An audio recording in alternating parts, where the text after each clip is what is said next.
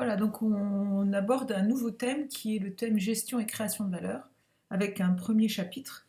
On aura deux chapitres sur la gestion et la création de valeur. Une association, une organisation publique, une entreprise peuvent être gérées de façon identique.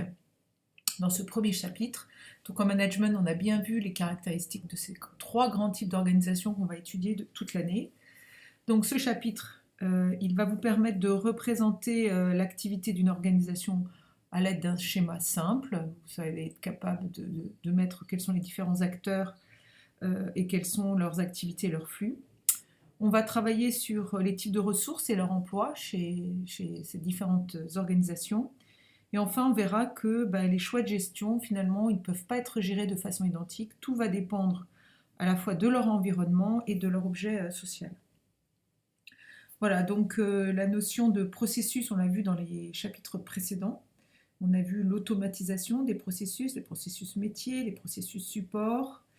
Et finalement, l'objectif de ce chapitre, c'est de voir que ces processus de gestion, ils peuvent être optimisés voilà, en fonction des organisations. Donc c'est un chapitre qui est important parce que vous allez mobiliser un certain nombre de notions de base qui seront utiles pour vous l'année prochaine en spécialité en terminale. Et donc voilà, donc vous allez pouvoir à la fois travailler sur les associations, mais aussi sur les organisations publiques et sur les entreprises de façon différente. On va voir comment on aborde cette question de la gestion en fonction de ces trois grands types d'organisations. Alors pour cela, on va travailler sur, on va découvrir la question de gestion à travers une petite vidéo que je vais vous laisser découvrir. C'est une directrice générale de l'assistance des hôpitaux publics des hôpitaux de Paris qui vous explique comment il faut gérer un établissement public de santé avec deux questions. Quels sont les éléments de gestion qu'aborde la directrice de cet organisme public? Première question. Et deuxième question, pensez-vous qu'un chef d'entreprise d'une entreprise privée donc, pourrait avoir ce même discours et pourquoi? Les hôpitaux eux-mêmes pour des équipements et pour le système d'information. Donc on doit... Quand on parle d'hôpital public, on parle souvent des investissements parce qu'ils sont obligatoirement importants. Des investissements pour rénover les bâtiments, les hôpitaux eux-mêmes, pour des équipements et pour le système d'information. Donc on doit à la fois piloter de manière économique l'hôpital de manière la plus sérieuse possible pour qu'en termes d'exploitation, on se rapproche le plus d'un équilibre et qu'on ait une capacité d'autofinancement qui se rapproche le plus possible de notre niveau d'investissement.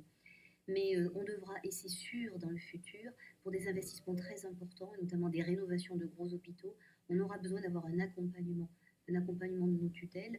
Ça a été le cas avec des plans Hôpital 2007 ou Hôpital 2012, mais on en aura besoin. En revanche, en tant que directeur, on a beaucoup de choses à faire pour pouvoir déjà optimiser tout ce que nous avons par une meilleure organisation, de la mutualisation, mieux faire tourner ses actifs, que ce soit le patrimoine, les blocs opératoires, les équipements lourds, et faire en sorte que toutes les ressources soient au bon endroit par rapport à l'offre de soins. Voilà, donc vous avez eu déjà une première petite présentation sur le pilotage, la gestion d'un établissement public. Donc vous essayerez de répondre à ces deux questions. Vous voyez qu'elle c'est intéressant puisqu'on reparle aussi de l'investissement qu'on a vu en économie, investissement, on a vu de productivité, investissement de capacité, investissement de renouvellement. Voilà, donc vous voyez les mots, que ce soit en économie, en management, maintenant en sciences de gestion, on les utilise sous différents angles. Donc première question de gestion pour vous introduire un petit peu au thème. Notre contexte, il va être un petit peu différent des autres fois. Les dernières fois, on avait une seule organisation. Ici, on va comparer trois organisations. Philippe Leroy habite à Puy-Ganzé depuis 20 ans. Il est maire de la commune, mais il dirige aussi une surface alimentaire du centre-ville. Et il est aussi président d'une association caritative qui s'appelle Rabelais Solidaire. Voilà, donc vous avez la fiche d'identité de la société, vous avez le site internet de la mairie, et vous avez aussi les statuts de l'association Rabelais Solidaire. Donc on va vous demander 4 questions. Première question, quelle est la fonction principale assurée par, comment s'appelle-t-il, Philippe Leroy, au sein de chacune de ces organisations, et est-ce que change-t-elle de nature, cette fonction principale, en fonction de l'organisation. Donc, ce que vous devez dire, c'est qu'il occupe 3 fonctions différentes dans chacune des organisations. Quelle est sa fonction dans l'entreprise Proxidistrib? Quelle est sa fonction dans la mairie? Quelle est sa fonction dans l'association? Voilà. La troisième question, quelles personnes sont concernées par l'activité de ces organisations? Ce qui va être intéressant, c'est que pour Proxidistrib, eh bien, vous mettiez quels sont les acteurs qui gravitent autour de cette organisation. N'oubliez pas les acteurs internes et externes.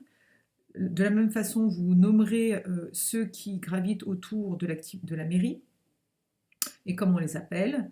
Et enfin, l'activité Rabelais solitaire, comment sont appelés ces acteurs, qu'ils soient internes ou externes en lien avec cette association. Enfin, dernière question, qu'apportent ces organisations à la population de la ville de Puy-Ganzé? Bien, effectivement, là, vous développerez un peu chacune des organisations, qu'est-ce qu'elles apportent en termes d'activité à cette ville. Voilà pour la présentation de notre chapitre sur la gestion et la création de valeur.